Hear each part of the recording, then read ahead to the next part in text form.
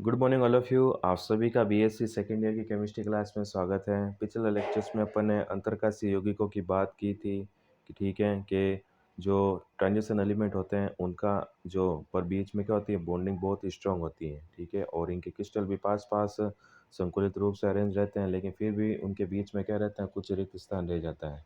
और इन रिक्त स्थानों में हाइड्रोजन, कार्बन और नाइट्रोजन जैसे जो छोटे आकार के परमाणु हैं वो फिट आ जाते हैं, ठीक है, या फिर अरेंज हो जाते हैं, जिसके कारण ये कि अदर कंपाउंड का फॉर्मेशन करते हैं, जिससे अपन क्या कहते हैं, अंतरकाशीय यौगिक कहते हैं। जैसे उदाहरण की अगर बात करें TiC है, TiS2 है, Mn4 नाइट्रोजन है, N है।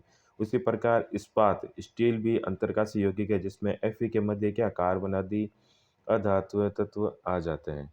अंतरकाशीय यौगिकों के गुण, अंतरकाशीय यौगिकों के जो गुण हैं वो गुणधर्म शुद्ध धातु से ऊंच होते हैं, ठीक है, और अंतरकाशीय यौगिक कठोर, दृढ़ व विद्युत के क्या होते हैं, सुचालक होते हैं, लेकिन रासायनिक रूप से क्या होते हैं, इनएक्टिव होते हैं, केमिकली इनएक्टिव होते हैं, ठीक है।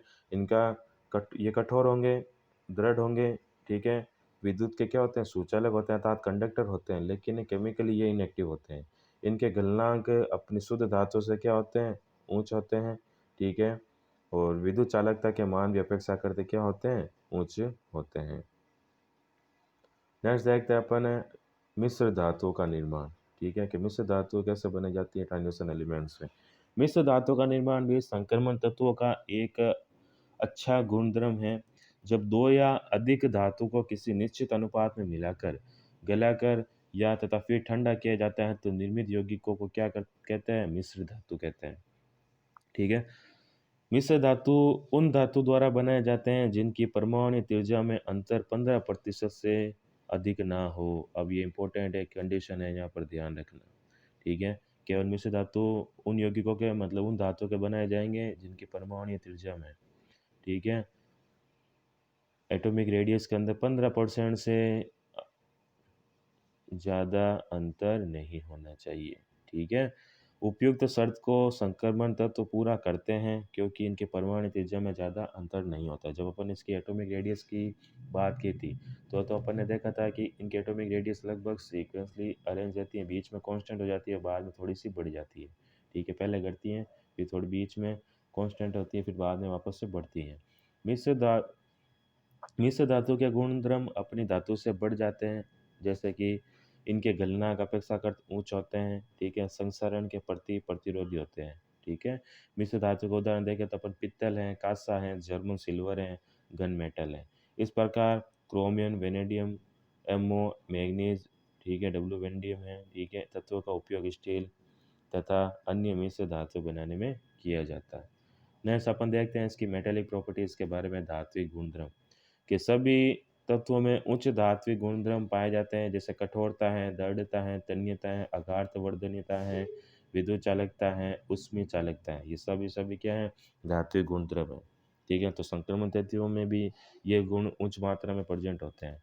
संक्रमण धातुओं में क्रिस्टलों की संरचना BCC, फलक केंद्रित FCC, षटकोणीय निबिड़ संकुलन ऐसे भी पाया जाता है, ठीक है। अगर अपन इनके क्रिस्टलों के अरेंजमेंट देखें तो कौन कौन से प्रकार का है, एक तो BCC टाइप, एक FCC टाइप और एक NCP टाइप का होता है।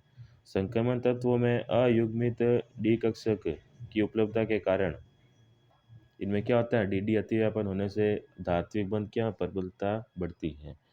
नेक्स्ट देखते हैं कि आयनों के जल अघटित होने की प्रवृत्ति, इसी के अंतर्गत है कि संक्रमण तत्वों के आयनों पर धनावेश पाया जाता है तथा इनमें N-1 डी कक्षक आंशिक भरे होते हैं। अतः जब इन संक्रमण तत्वों के यौगिक CuSO4 FeCl3 को जल में घोला जाता है तो धनायन जल के अणुओं को क्या इस प्रकार आकर्षित करते हैं कि ऑक्सीजन परमाणु के एकल युग्म धनायन की तरफ रहे तथा ऑक्सीजन के इलेक्ट्रॉन युग्म को धनायन के रिक्त डी कक्षकों द्वारा ग्रहण कर लिया जाता है, ठीक है। इस प्रकार जल का ऑक्सीजन परमाणु इलेक्ट्रॉन न्यून हो जाता है और उपयुक्त उपयुक्त क्रिया के द्वारा हाइड्रोक्साइड का निर्माण होता है, ठीक है। अब जल के जल अपघटित कैसे होंगे, देखिए कि जब इनको CuSO4 FeCl3 को जल में घोला जाता है तो धनायन क्या करेगा, जल के अणुओं के इस प्रकार आकर्षित करेगा, जैसे कि ऑक्सीजन परमाणु के एक इलेक्ट्रॉन पेयर है वो किसके तरफ रहे, पॉजिटिव चार्ज की तरफ रहे, तथा ऑक्सीजन के इलेक्ट्रॉन युग्म धनायन के रिक्त डी कक्षों के द्वारा ग्रहण कर लिए जाते हैं। ठीक है, मतलब जो मेटल है उसके डी ऑर्बिटल की तरफ रहते हैं ऑक्सीजन के जो लोन पेयर होते हैं। ठीक है, जिससे कि ये डी ऑर्बिटल है इसको इजीली एक्सेप्ट कर ले। ठीक है, और इस प्रकार ये ऑक्सीजन के लोन पेयर को एक्सेप्ट करके क्या धात्विक हाइड्रोक्साइड का फॉर्मेशन करते हैं। नेक्स्ट अपन देखते हैं इनकी ऑक्सीकरण अवस्थाएं। ठीक है, कि ट्रांजिशन एलिमेंट 3D श्रेणी की ऑक्सीकरण अवस्था ऑक्सीडेशन नंबर क्या है कि प्रथम संक्रमण श्रेणी के तत्व परिवर्तनशील ऑक्सीकरण अवस्था प्रदर्शित करते हैं। ठीक है, क्योंकि इनमें रिक्त डी कक्षक उपस्थित होते हैं। ठीक है, के कारण डी कक्षकों में अयुग्मित इलेक्ट्रॉन होने के कारण 4s कक्षक में से 2 इलेक्ट्रॉन त्यागने के बाद 3D कक्षकों में से भी अयुग्मित इलेक्ट्रॉन त्यागा जाता है। ये अपन ने पहले देखा था।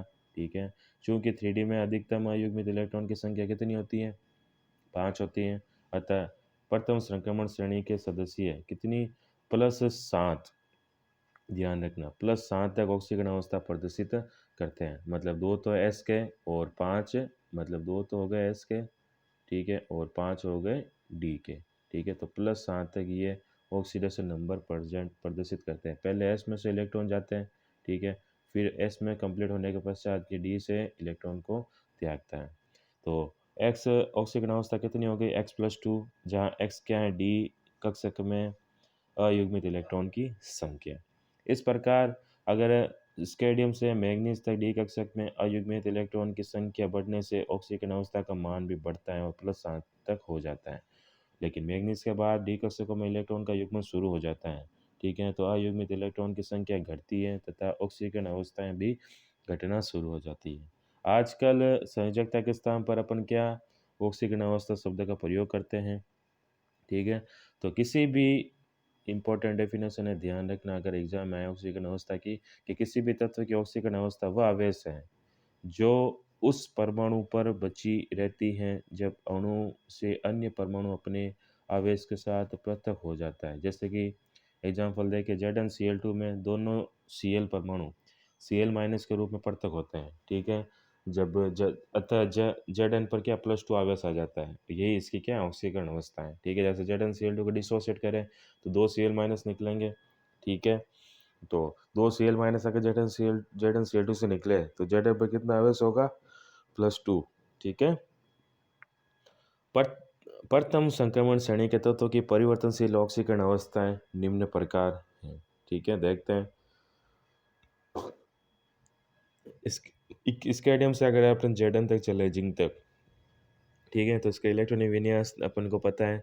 अब एस कक्षक में इलेक्ट्रॉन कितने हैं, देखिए 2 जगह डिफरेंट है केवल, एक तो क्रोमियम पर और दूसरा है यहाँ पर कॉपर पर। ठीक है, यहाँ पर एक एक है एस कक्षक में और इलेक्ट्रॉन। ठीक है, और डी कक्षक में बात करें बाकी सीक्वेंसली बढ़ते जाते हैं, 1 2 3, अब यहाँ पर डायरेक्ट 5 आ रहे हैं क्योंकि एस के अंदर 1 है। बाद में यहाँ पे 5 4 घटते हैं, 3 2 1, और लास्ट के अंदर यहाँ पर 0 होता है। ठीक है, और यहाँ भी 0 होता है। ठीक है, तो इसकी ऑक्सीकरण अवस्था की बात करें, ठीक है, तो उसी प्रकार से ये भी इसी इसी सीक्वेंस के अंदर होती है। तो ऑक्सीकरण अवस्था देखें, स्केडियम है जो कि +2 से +3 तक प्रदर्शित करता है। उसके पश्चात टाइटेनियम है वो 2 से 4 तक बढ़ती जा रही है। ठीक है, सबसे ज़्यादा किसकी है, मैग्नीज की है, ध्यान रखना। पूछा जा सकता है कि पर संक्रमण श्रेणी में सबसे ज़्यादा ऑक्सीकरण अवस्था प्रदर्शित करने वाला तत्व कौन सा है। ये Mn है, वो कितनी Mn+7 तक शो करता है। तो Mn तक तो यहाँ तक बढ़ रही है। ठीक है, लेकिन Mn के बाद में वापस से ये क्या घटना शुरू हो जाती है। ठीक है, यहाँ तक तो बढ़ रही है लेकिन बाद में वापस से घटना शुरू हो जाती है। ठीक है, कोष्ठक में बंद ऑक्सीकरण अवस्थाएं असामान्य हैं। ठीक है, उपयुक्त सारणी से स्पष्ट है कि प्रथम संक्रमण श्रेणी के सभी तत्वों की सामान्य ऑक्सीकरण अवस्था +2 है। मतलब सामान्य अगर जनरली बात करें तो +2 देखिए सब प्रदर्शित करते हैं। ठीक है, मतलब +2 तो 3D श्रेणी की जो ऑक्सीकरण अवस्था जनरली शो हो रही है। ठीक है, लेकिन बाकी की देखिए कि ये असामान्य है। मतलब कोई प्रदर्शित, ये देखिए ये प्रदर्शित नहीं कर रहा, लेकिन +1 केवल Cr ही प्रदर्शित करता है, बाकी वाले नहीं करते, जबकि ये कॉपर प्रदर्शित करता है। ठीक है, +4 है वो केवल कुछ तत्व ही प्रदर्शित करते हैं।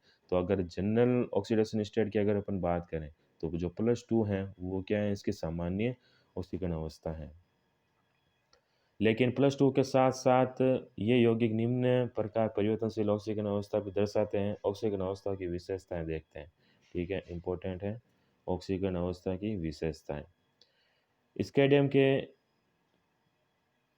इलेक्ट्रॉनिक विन्यास 3d1 4s2 से स्पष्ट है कि यह 4s से 2 इलेक्ट्रॉन त्यागने के बाद 1 इलेक्ट्रॉन और 3d में से त्यागता है।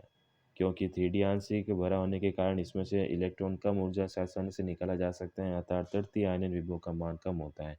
इसके लिए स्केडियम मुख्य रूप से +3 ऑक्सीकरण अवस्था प्रदर्शित करेगा। ठीक है, ध्यान रखना इम्पोर्टेंट पॉइंट है कि Hc की अगर अपन सामान्य अवस्था की बात करें तो कितनी है, +3 होती है। उसी प्रकार Ti की बात करें टाइटेनियम की, ये इलेक्ट्रॉनिक विन्यास 3d2 से 4s2 से स्पष्ट है कि 4s से 2 इलेक्ट्रॉन त्यागेगा, ठीक है, +2 ऑक्सीजन अवस्था प्रदर्शित दर्शाता है। लेकिन 3d क्या होता है, आंशिक भरा रहता है, ठीक है, तथा कम स्थायी होता है।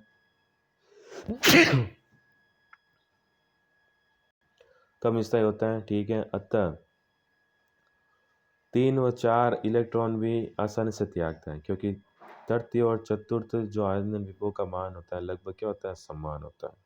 उसी प्रकार Sc से Mn तक डी कक्षकों में अयुग्मित इलेक्ट्रॉन की संख्या बढ़ने से ऑक्सीकरण अवस्थाएं भी बढ़ती है, जो कि Mn तक पहुंचने पर कितनी हो जाती है, +7 हो जाती है, ठीक है। और Mn से Zn तक जाने पर डी कक्षकों में युग्मन अर्थात कपलिंग स्टार्ट हो जाती है इलेक्ट्रॉन की, ठीक है।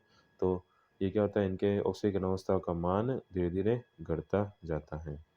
नेक्स्ट है कि Cu तथा Cr+1 ऑक्सीकरण अवस्था भी प्रदर्शित दर्शाते हैं, जबकि इस श्रेणी का सामान्य ऑक्सीकरण अवस्था अगर अपन देखें तो कितना है, +2। अपन ने पहले बात की थी, क्योंकि Cr तथा Cu के पास में इलेक्ट्रॉनिक विन्यास के अनुसार डी कक्षकों को क्रमशः अर्धपूरित और पूर्ण पूरित करने के लिए 4s से 1 इलेक्ट्रॉन 3d में चला जाता है, अतः 4s में केवल 1 इलेक्ट्रॉन बचता है। इस प्रकार ये क्या, +1 ऑक्सीकरण अवस्था भी प्रदर्शित करता है, ठीक है। तो अगर अपन Mn और Cr की बात करें तो इनके 4s में क्या होता है, 1 इलेक्ट्रॉन होता है, ठीक है। 1 इलेक्ट्रॉन डी को ट्रांसफर कर देते हैं, तो 1 इलेक्ट्रॉन 4s में होने के कारण ये +1 ऑक्सीकरण अवस्था भी प्रदर्शित करते हैं। इसके आगे का जो टॉपिक है हम अपने अगले लेक्चर्स के अंदर कंटिन्यू करेंगे। Thank you so much.